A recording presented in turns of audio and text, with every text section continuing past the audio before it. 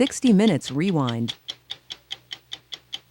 There are few things more satisfying than going back to the old neighborhood, especially when you've done well and want to give something back, which is exactly what Dikembe Mutombo wants to do.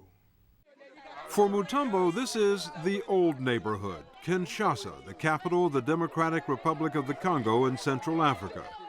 And what he plans to give back to these people is a hospital, fully equipped and operational. Mutombo can do that because of what he does in his new neighborhood, Atlanta, where he is the center for the Atlanta Hawks at a salary of more than $11 million a year. But he's a lot more than that. We have one of the greatest basketball players of our time, Dikembe Mutombo. Did I pronounce that pretty close? Yes, it's Dikembe Mutombo, Polando Mukamba, Dikembe Mutombo. Dikembe Mutombo is on a personal crusade. I am in the process to build a new general hospital with 300 beds, which will cost between $11 to $14 million. And he's pledged $3 million of his own money and set up a foundation to work on the hospital. Mutombo lives just outside Atlanta with his wife Rose and their 5 children, 4 of them adopted nieces and nephews. When Mutombo's not on the court, he's in his office reviewing catalogs for medical equipment and supplies and going over the plans for the hospital. Mutombo believes that as an athlete who makes millions, this is something he has to do.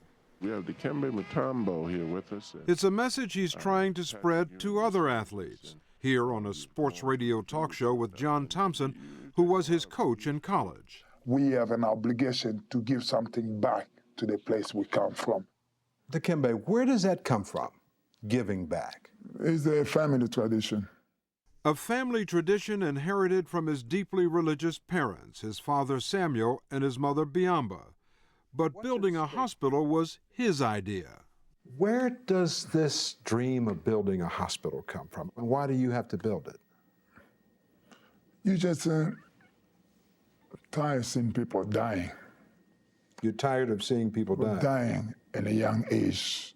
Dying at a young age is something Mutombo knows about firsthand. This is where I grew up. Where he's from in the Congo, it happens all the time. When we went home with him to Kinshasa, the whole neighborhood turned out to welcome him back. He showed us the house where he grew up with 20 relatives. That's you as a baby? Yes. And told us about his dream as a high school student who excelled in math and science to go to America, become a doctor, and return home to practice medicine. Mutombo's father was a school superintendent who never earned more than $37 a month. So from the age of 7, Mutombo worked in this neighborhood market to help pay for his education. How much money did you make selling here? $2, $3 a day. A day? That's a lot of money. It was a lot of money. And how much would it cost you to buy the things you sold? What was your profit? Maybe $1.50. So and when I make $1 that day, I'm a happy man. If you made $1 a day, you were a happy man. Mutombo didn't learn to play basketball until he was a senior in high school.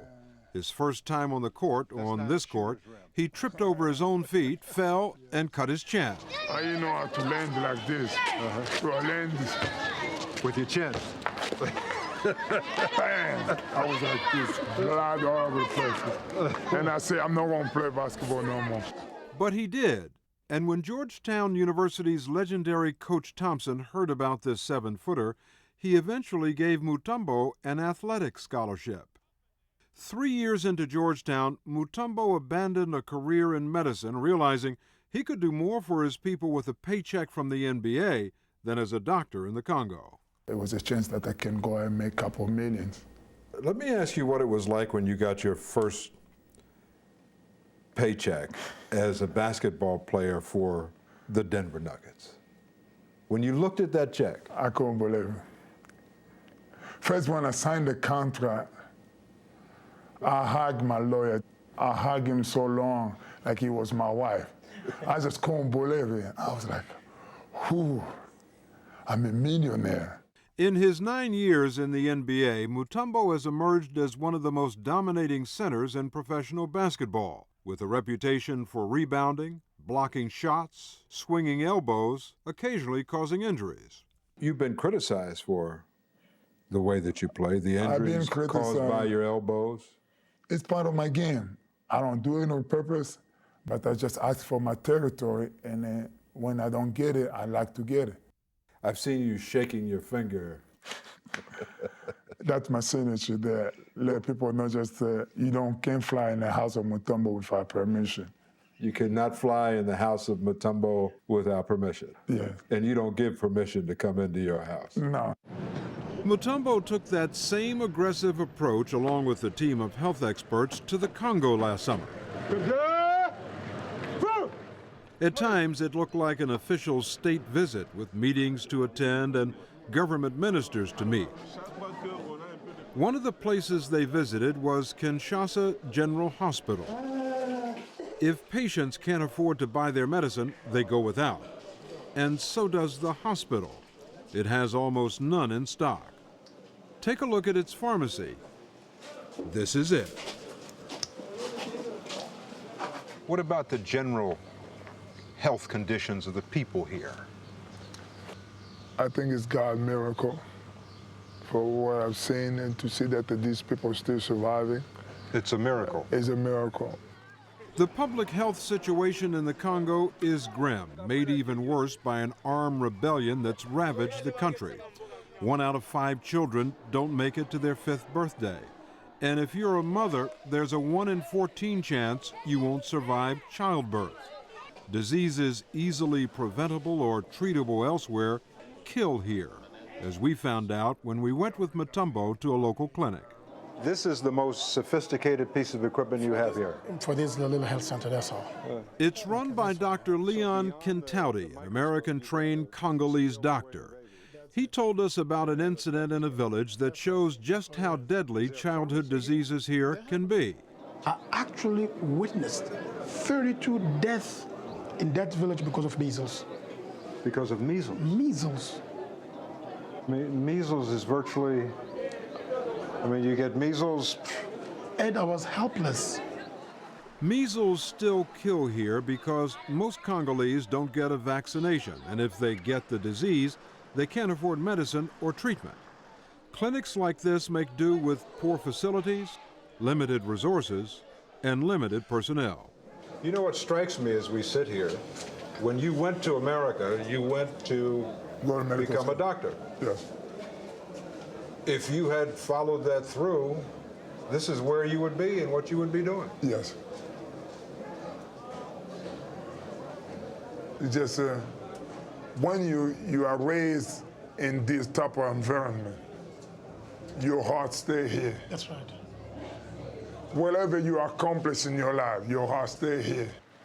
The health conditions Mutombo encountered here were the worst he'd ever seen. Take polio, for example. Victims of the disease are a common sight. Mutombo took his delegation, including his cousin, Dr. Louis Kanda, a surgeon from Washington, D.C., to a clinic where victims of this crippling disease are treated. These children are the fortunate ones. Only a small percentage of Congolese children who need treatment ever get it. This is preventable. Oh, totally preventable. This disease shouldn't be around, period. I'm stunned by what I see here. The number of children. Right.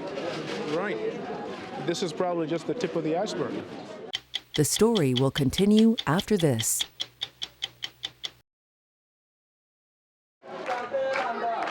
The Congo is one of the last places in the world where polio still persists. Helping wipe the disease out is one of Mutombo's priorities. The World Health Organization has launched an ambitious campaign to vaccinate all the children of the Congo, which is where Mutombo comes in. Dozens of women brought their children to a local pediatric clinic to see him. With only a few drops, Mutombo gave these babies their first vaccination.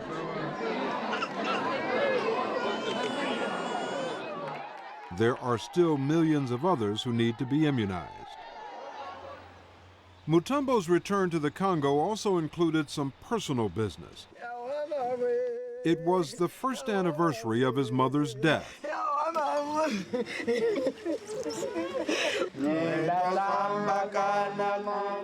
Dikembe Mutombo died when civil unrest in Kinshasa prevented her from receiving medical care and Mutombo from attending her funeral. She only lived 10 minutes from a hospital, but that was 10 minutes too far. If she had received medical attention that was available, that because of your success she could afford to pay for, She would be alive today as we're talking. you blame anyone for her death, Dikembe? I do. People I do blame, but I don't talk about it. But you don't talk about it. How would you characterize your mother's influence on you and on your life? The kind of person you are? I think she did a lot. She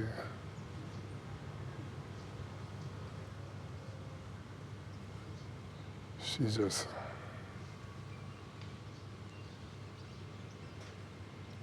She was special to you.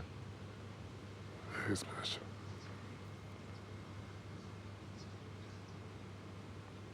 You sometimes think you do this project in her memory? I did love her so much. And,